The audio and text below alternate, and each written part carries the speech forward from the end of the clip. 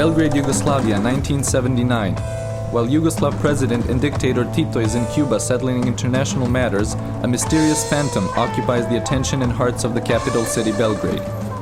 He exhibits spectacular driving maneuvers using a stolen white Porsche car through the city streets every night. The police was chasing this man whom they called the Phantom, who had stolen a white Porsche. Nobody could, he just would appear all of a sudden. That's what I could read from the newspapers. He would appear all of a sudden and have the police chase him through the middle of the city. Then I heard the sound. It was first that I heard a sound, and suddenly behind the corner from Takovska Street showed up a Porsche, incredible speed, run in a contra direction. Because the streets is two sides, it's a boulevard divided in the center. So with the trams, the tram rail, and then driving in a reverse direction, opposite direction. He was driving and he was driving with incredible speed. Run to 1, 2, 3, 4 red lights, and I disappear. Simply disappear. Somewhere in the dark. It was incredible. It happened in a couple of seconds. I just had even not time to spot him. A few minutes later, a police patrol in all this, Fiat 1300. It's military cento, Fiat. They show up, driving like this, holding their caps, and it was. Then I saw that something has happened.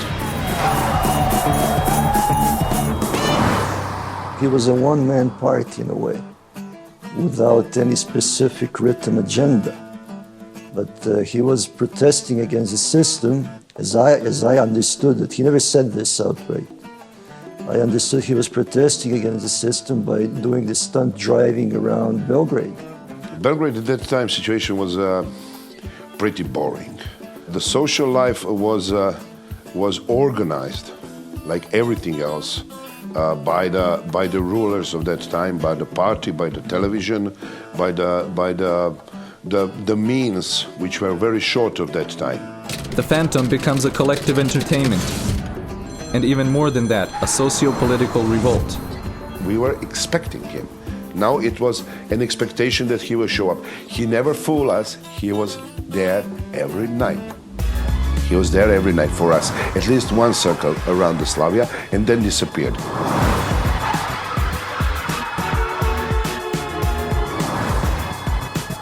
I think he was driving 150, 170. I was using motor drive, and on one frame I saw his face. I developed a picture, and I said, hey, there is a face. And I was happy, and I was thinking what to do with the picture. And I come to the point that it's better not to publish, because I didn't want to be responsible what's going to happen after that. I was afraid that the police will identify him, and I didn't want to be responsible for the thing what the police can do to him.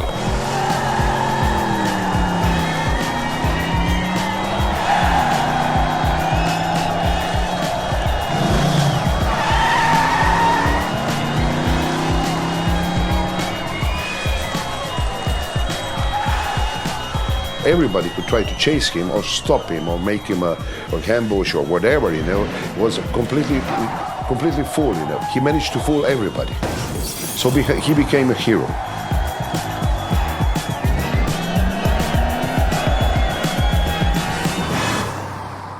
Tito was in Cuba at that time, and they didn't know what's the background.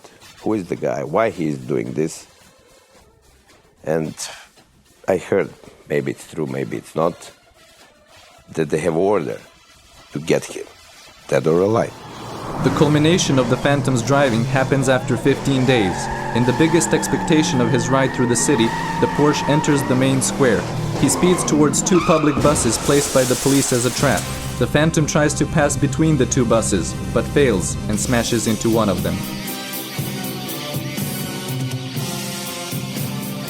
The crowd there was a lot of people here, and the people just make him a place where to disappear. And when he disappeared, when the police started chasing him, they organized again to block the police. The Phantom escapes. One of the girls, I still remember her name was Gina, I haven't seen her for there. She came and kissed the Porsche. She left her lipstick on a Porsche. That was the first big happening in Belgrade, with a lot of people, with a big crowd. And I think that after that something changed. I don't know what. Something changed.